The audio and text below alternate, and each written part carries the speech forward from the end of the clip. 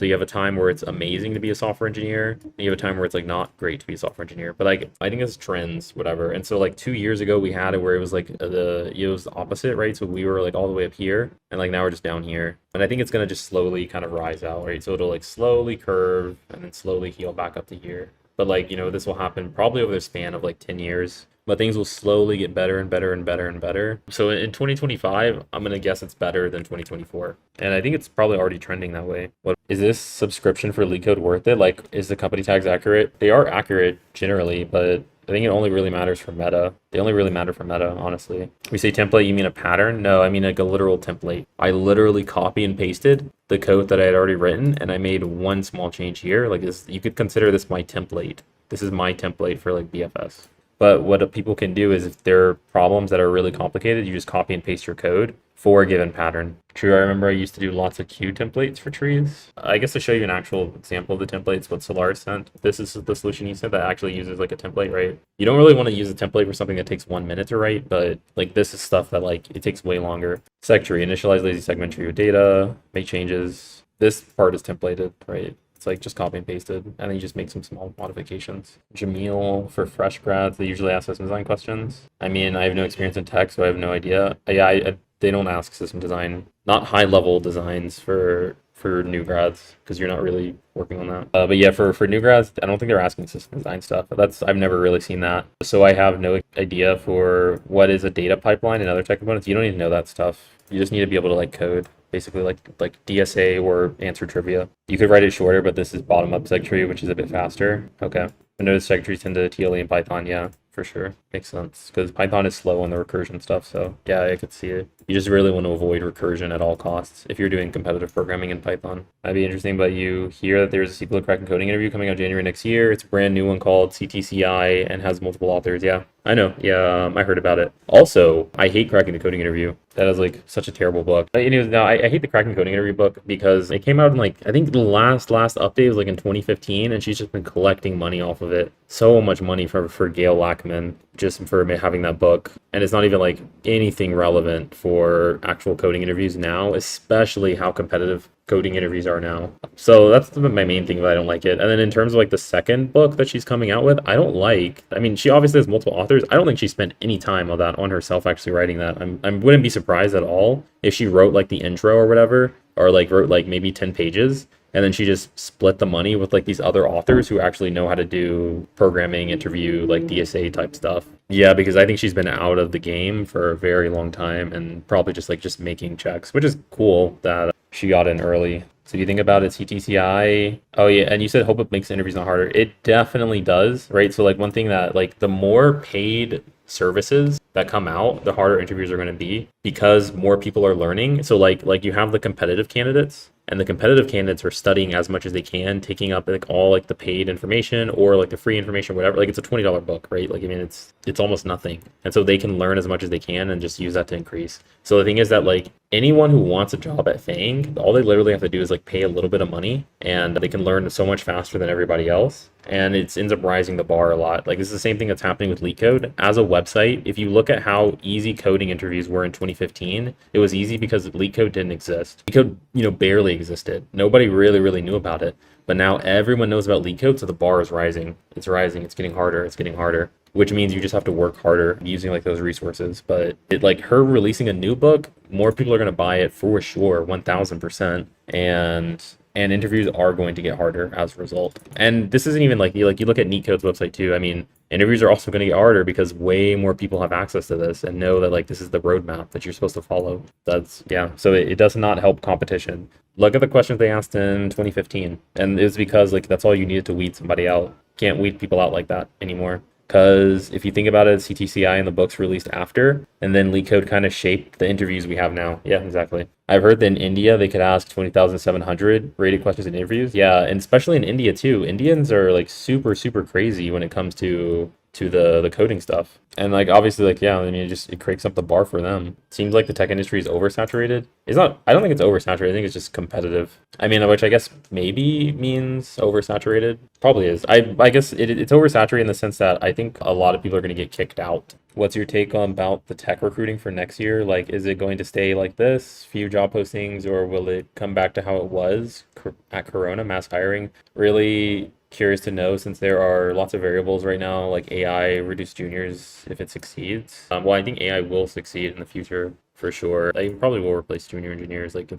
some capacity. But in terms of like tech recruiting for next year, I think just generally markets, it's probably, I mean, honestly, like one thing keep in mind, future predictions are like almost useless, I think. And I would rather focus on what can you do in this current moment to succeed as opposed to like trying to predict the future. But like as a general rule, I guess I would say like markets go up and then they go down, right? They like favor people kind of all throughout history would probably be my guess is what happens. So you have a time where it's amazing to be a software engineer, and you have a time where it's like not great to be a software engineer. But like I think it's trends, whatever. And so like 2 years ago we had it where it was like it was the opposite, right? So we were like all the way up here, and like now we're just down here. And I think it's gonna just slowly kind of rise out, right? So it'll like slowly curve and then slowly heal back up to here. But like, this will happen probably over the span of like 10 years. But things will slowly get better and better and better and better. So in 2025, I'm going to guess it's better than 2024. And I think it's probably already trending that way. What about machine learning engineer? The thing is about machine learning is AI is kind of hyped right now. So I think a lot of people are dumping into it. But at the same time, too, I think that there's a lot of payout for machine learning engineers. My guess is probably just going to be the same. I think it's probably going to be as competitive as being a programmer is, and it'll trend up at some point. At some point, there's going to be like a huge turning point for machine learning where they're going to just rake in a ton of money. But I mean, I don't know. Like, I wouldn't jump into machine learning thinking that you're going to get rich fast. Same way I would say the same with programming. So like this market, honestly, like, we can talk about like, oh, this market's so terrible, but like, honestly, if you just like programming and you just work consistent at it, I think you're fine. Like you're probably not thriving in this market, but you can find another job. Have you thought about getting more education, master's, PhD, MBA? Nope, not at all. I think right now what I need to do is just focus on business stuff. So like if I can learn marketing, that means that I can get 1,000 people to like, look at some kind of app. I can get maybe 10,000 people to get some kind of app. I can maybe even get 100,000 people to look at like some kind of app or product that I make. And then I can use my programming skills and then I can build a startup, right? So I can do like indie hacking. I can build like some kind of, like SaaS thing or whatever. And I can just shift all those eyeballs into like whatever that program is. And then I just like profit. Yeah, this is just like, kind of business stuff and startup stuff. I think if I can take these two skills and then just combine them, I think I can just profit massively. I don't need to like kind of do any of that stuff. But like worst case, if this is like a stupid decision or whatever, the idea that I could learn marketing and stuff like that, then I'll just have to go back to just getting a regular job. And I use my Leetcode skills and Fang or whatever to like get a job at Fang. And or I go into more debt, I guess, and get masters. But like this is something I'm not really doing at all or even considering. Yeah. It depends on what your goal is. I mean, why do you want a master's? Oh, Jamil, do you think that getting a master's helps to get hired juniors? I think maybe it would help as some kind of requirement for the future for juniors or something because of the meta market. Oh yeah, honestly, I think that like the problem with junior engineers is that like, again, you need these skills to get a job and they just like suck. Like they don't have any experience with these skills, honestly. Like I know there's junior engineers getting jobs, and like I think that if you just can have skills in these areas, like you're good. And so like in terms of like when it comes to getting a master's degree, like I see somebody saying like, oh, I want to get a master's degree, and I see it as like, yes, sure, you can extend your thing out for 2 more years, but you still never actually solve the root problem, which was this. Now, the cool thing, though, is that 2 years later of you getting your master's degree, the market's going to be easier. And so like this stuff matters less. When the market was amazing, you didn't need to have outreach skills. You didn't need to network. You didn't need to even build your resume, actually. You could have the most dog water resume and still gotten jobs. But so that's the only hope I see is that like what's going to change in 2 years. I mean, they get more experience, but they still suck at like the core skill set. In terms of a master's, I just see it as delaying it. Like, so like there's 2 paths, right? It was just like you just learn the skills or whatever, and you probably get there, I guess in like 1 year, or you like kind of like take a route here, like you get your master's degree, get some internships, right? And like the internships are going to be way easier than a new grad, I think. And you just get more job opportunities so you can kind of coast over those years. But then at the end, you'll kind of end up right to here, basically. I don't think you need to get the master's, and I don't think it's necessarily better. I think you still arrive in both scenarios, you arrive at the same destination. The only problem is that, again, new grads, they don't have any guidance on how to do this because nobody's really going over this stuff for them. and it's harder, it's more competitive. So personally, I wouldn't do it. I wouldn't get a master's degree to do that because again, I don't think it fixes the root issue. But I think you get there regardless. But like instead of getting there in 2 years or whatever, and it's I say two, maybe 2 to 3 or whatever. I'd rather just get there in 1 year and then go to making like the amount of money that I should be making. And that's why I never got a master's degree too, is because I was like, well, hold on, why would I get a master's degree and make $0 a year studying for 2 years when I could just work right now and make like 80K a year? Opportunity cost. Like, I mean, I was talking about ML roles. Like, and if I did get a master's, I totally would have done AI, machine learning for sure. The only reason why masters are good is to get internships while in school. Yeah, like again, if you do masters, you can get internships, and the bar is easier actually. So like you need like less skills. Like imagine you go to there's Grace Hopper, there's like career fairs, but like they're gonna ask you like two Leetcode questions, and then you get the job. So it's chilling, honestly. Also, school helps for immigration, which is a huge advantage to move to the US. Yeah, like if you, and also, yeah, I'm talking to US students, but if you live in India and you're making and you literally make 12K a year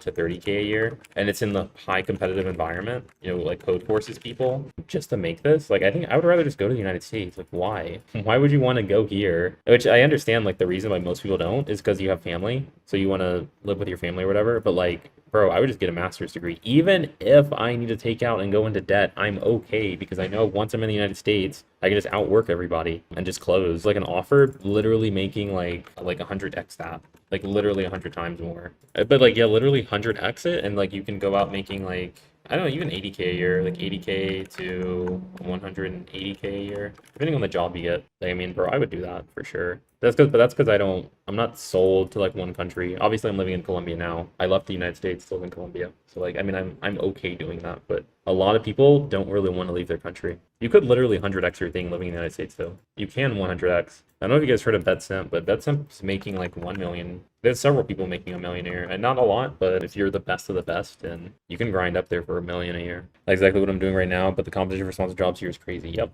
It is tough. But again, I think it's about this skill set. Like there's people who don't know how to optimize their resume, and then so they get less interviews because of that. And then there's people who like refuse to network with people or like meet other engineers or like talk to anybody else, and so like they fail like on that end, so they don't get that many referrals, which means they get less interviews. There's people who like don't know how to like DM recruiters, and so they get less interviews. There's people who, obviously don't code or don't build any projects, so they get less interviews, right? And then there's people who do all this stuff right, but then they can't do the Leetcode, or they don't know the system design, right? It's like, it's a ton of stuff, or they don't know how to tell the stories right, but it's a work in progress. I mean, again, I think it probably takes you about a year to learn all this stuff on your own, if I had to guess. If you are in Microsoft and you are a hard worker, how much years would it take to become a senior? I'm like talking 12 hours a day or something that hard. No, it has to do with socials. Yeah, I think it's like soft skills and all that stuff.